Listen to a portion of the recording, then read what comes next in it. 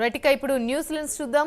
AP secretariat లో పట్టు కోసం ఉద్యోగ సంఘాలు ప్రయత్నాలు చేస్తున్నాయి. గెలుపు కోసం అర్ధరాత్రి మందు పార్టీలను ఏర్పాటు చేస్తున్నాయి.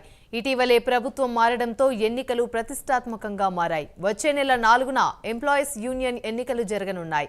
ఇక ఈ క్రమంలోనే సెక్రటేరియట్ ఎంప్లాయీస్ యూనియన్ అధ్యక్షుడు వెంకట్రామిరెడ్డి మందు పార్టీని ఏర్పాటు చేశాడు. ఎన్నికలు సమీపిస్తూ ఉండడంతో జోరుగా ప్రలోభాలు కొనసాగుతున్నాయి. వెంకట్రామిరెడ్డి మందు పార్టీపై పోలీసులు దాడులు చేశారు. ఆయనపై కేసు నమోదు చేసి అరెస్ట్ చేశారు. ఇదే అంశానికి సంబంధించి మరిన్ని వివరాలు గుంటూరు నుండి మా ప్రతినిధి రవికృష్ణ లైవ్ ద్వారా మరిన్ని అప్డేట్స్ అందిస్తారు. రవికృష్ణ. యమిని, నిన్న అయితే మాత్రం తాడేపల్లిలో ఎంప్లాయీస్ యూనియన్కి సంబంధించి ఏదైతే వెంకటరామరెడ్డి అధ్యక్షుడు ఉన్నారో సచివాలయ ఎంప్లాయీస్ యూనియన్ అధ్యక్షుడు వెంకటరామరెడ్డి వివాదంలో చిక్కున్నాడని చెప్పాలి.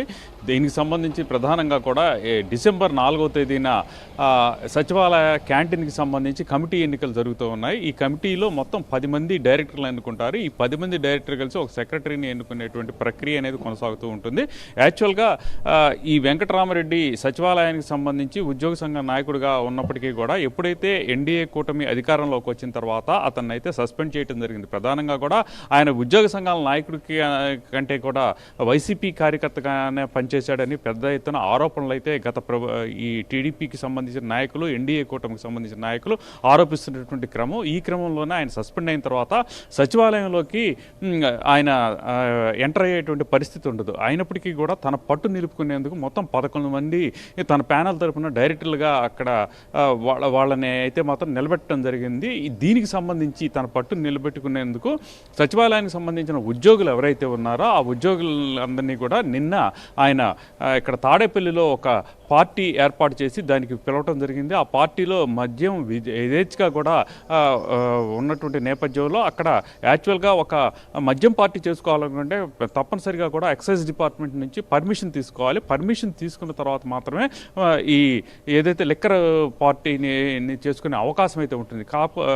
కానీ ఎవరైతే ఈయన మాత్రం అసలు ఆ పార్టీ ఎక్సైజ్ వాళ్ళకి ఎటువంటి సమాచారం ఇవ్వకుండా కూడా అక్కడ ఉన్నటువంటి తాడేపల్లిలో ఒక ఫంక్షన్ హాల్లో పెద్ద ఎత్తున కూడా మద్యంతో పార్టీ చేస్తున్నటువంటి నేపథ్యంలో వెంటనే ఎక్సైజ్ శాఖకి సమాచారం అందింది. ఎక్సైజ్ శాఖ వాళ్ళు అక్కడికి వెళ్ళినటువంటి క్రమంలో అక్కడ 6 ఫుల్స్ అయితే పట్టుబడినాయి. దీనికి సంబంధించి ఆయన ప్రశ్నించిన సమయంలో అక్కడ ఉన్నటువంటి ఎంప్లాయీస్ అందరూ కూడా తమకేం తెలియదు, తమను వెంకటరామరెడ్డి రమ్మనంటే వచ్చాము కాబట్టి తమకేం తెలియదు అన్నటువంటి నేపథ్యంలో దీన్ని ఎవరైతే ఆర్గనైజ్ చేస్తున్నటువంటి వెంకటరామరెడ్డి ఉన్నాడో ఆయనైతే మాత్రం వెంటనే కూడా అరెస్ట్ చేసినటువంటి క్రమం. అయితే 41A నోటీస్ కింద ఆయనైతే విడుదల చేయడం జరిగింది. ప్రధానంగా కూడా ఎలక్షన్ జరిగేటప్పుడు కొంత అక్కడ ఉన్నటువంటి నాయకులు ఎవరైతే ఉన్నారో అదేవిధంగా కూడా అక్కడ ఉన్నటువంటి ఎవరైతే ఓటు హక్కు కలిగినటువంటి వాళ్ళని ప్రలోభాలకు గురి చేసేటువంటి ప్రక్రియ అయితే కొనసాగుతూ ఉంటుంది.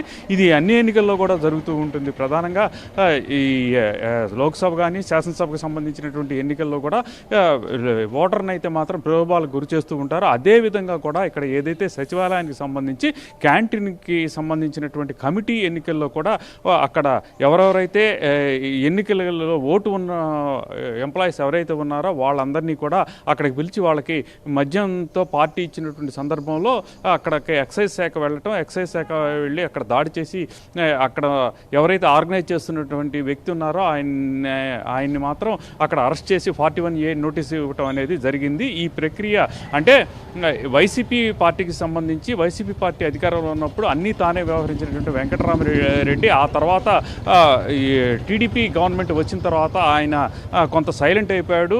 సస్పెండ్ కూడా అయినటువంటి క్రమంలో ఆయన సచివాలయానికి వచ్చేటువంటి పరిస్థితే లేనటువంటి క్రమంలో తాడేపల్లిలో పార్టీ ఏర్పాటు చేశాడు.